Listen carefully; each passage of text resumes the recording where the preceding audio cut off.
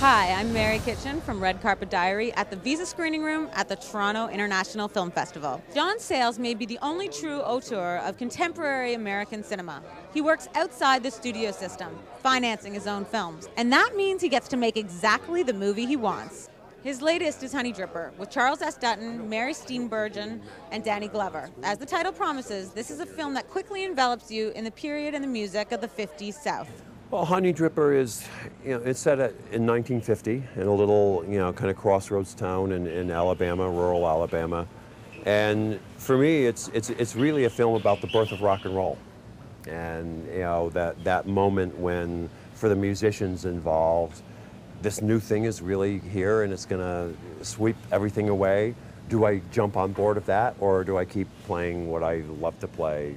Or is there something I can do with that new thing, And added to that, there were political changes happening in America. It was the Korean War had broken out, and the Army was being integrated in the combat troops for the first time. And in the conditions, you're working in an authentic, deep Southern town in Alabama, and I knew the movie was going to look good because the DP was a really interesting British fellow who was very meticulous with detail, and sometimes it drew things out a little longer than John or Maggie would have preferred, but I kept saying, oh, this movie's gonna look terrific.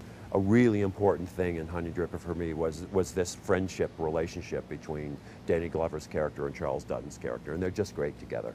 It's a relationship you don't see in American movies that often. Right. Often there's the black lieutenant or the black best friend or whatever, or they try to, it's Jackie Chan and the black guy, Yeah. And even if they're equal, they're, and so this, that it was a really important relationship, and they'd known each other for years, but they'd never worked together.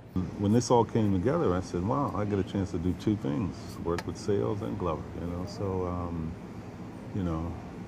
and that's how it came about. And just seeing that chemistry, and and them bringing each other's game up was really fun to be around. It was such a camaraderie, really, some movies I've done, big, huge budget films, you make a lot of money, but you wake up in the morning and say, oh man, I gotta go do this damn movie.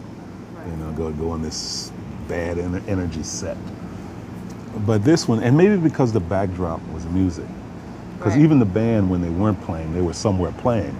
And so you come in at 7 in the morning and you hear those guys jamming, and so you just livened up. The music was always a surprise because the way we recorded the music was to have as much of it live as possible.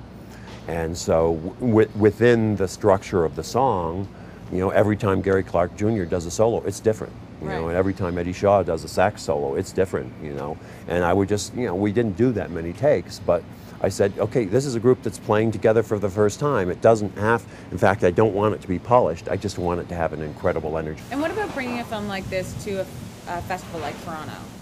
Well, the good thing about Toronto is it's both a very good market, and we still haven't figured out exactly how we're going to distribute the movie, if we're going to do it ourselves or if we're going to go with a distributor. So, we'll get some offers and we'll talk them over with those people and see if they're good enough to go with them, or if we want to just, tough it out and distribute it ourselves.